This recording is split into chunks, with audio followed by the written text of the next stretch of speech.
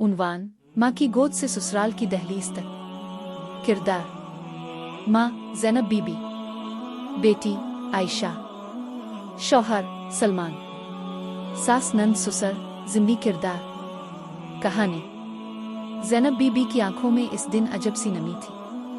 सहन में बैठी वो बार बार अपनी बेटी आयशा को देख रही थी, जो आईने के सामने खड़ी अपनी चूड़ियां दुरुस्त कर रही थी। आज आयशा की रुखसती थी, वही बेटी जिसे ज़ैनब ने अपनी गोद में सिलाया, कुरान के हुरूफ सिखाए और दुआ के लिए हाथ उठाना सिखाया। ज़ैनब बीबी ने आहिस्ता से आवाज दी, आयशा बेटा जरा मेरे पास आओ। आयशा माँ के पास आकर बैठ गई। ज़ैनब बीबी ने इसके सर पर हाथ रखा और बोली, बेटा आज तो मेरा दिल चाहता है कि मैं तुम्हें ज़ेवर कपड़ों का तोहफा दूं, मगर माँ का असल जहेज नसीहत होती है, वो नसीहत जो ससुराल में तुम्हारा सहारा बनेगी। माँ की पहली नसीहत सब्र। ज़ैनब बीबी ने गहरी सांस ली और कहा, बेटा ससुराल जन्नत भी हो सकता है और आजमाइश भी। वहाँ सब तुम्हारे जैसे नहीं होंगे।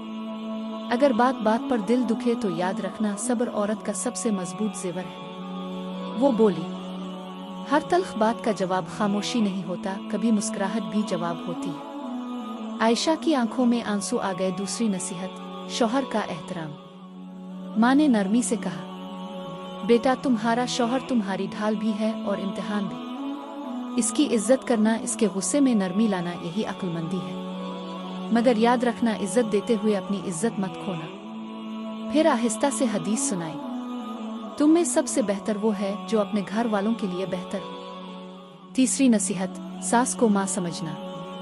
ज़ैनब बीबी ने आयशा के हाथ थाम लिए, बेटा सास माँ जैसी नहीं होती, मगर माँ बन सकती है अगर तुम पहल करो। उनकी बातों में सख्ती हो तो इसे उम्र का बोझ समझना, दुश्मनी नहीं। उन्होंने कहा, जो औरत ससुराल में जुबान को काबू में रख ले वो दिलों पर राज करती है।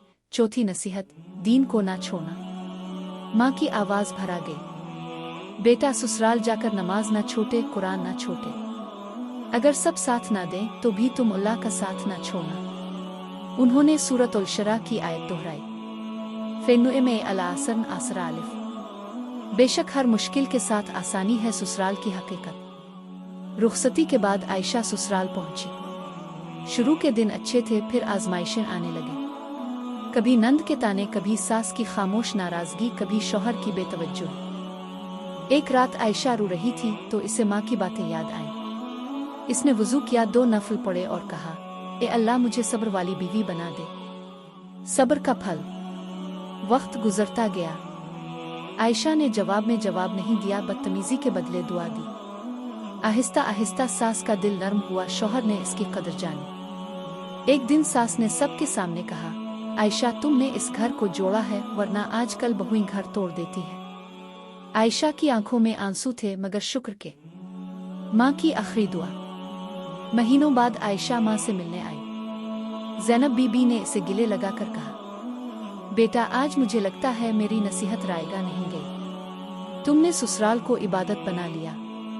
पैगाम: सब्र औरत की सबसे बड़ी ताकत है। दीन से जड़ी औरत कभी हारती नहीं। माँ की नसीहत जिंदगी भर का सरमाया होती है।